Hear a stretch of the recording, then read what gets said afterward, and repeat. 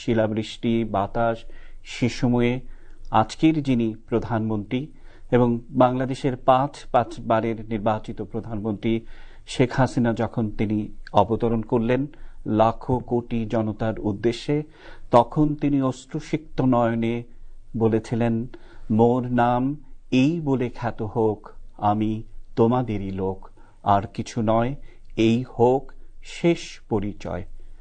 জাতির পিতার কন্যা তিনি, এটাই হচ্ছে সবচেয়ে বড় পরিচয়।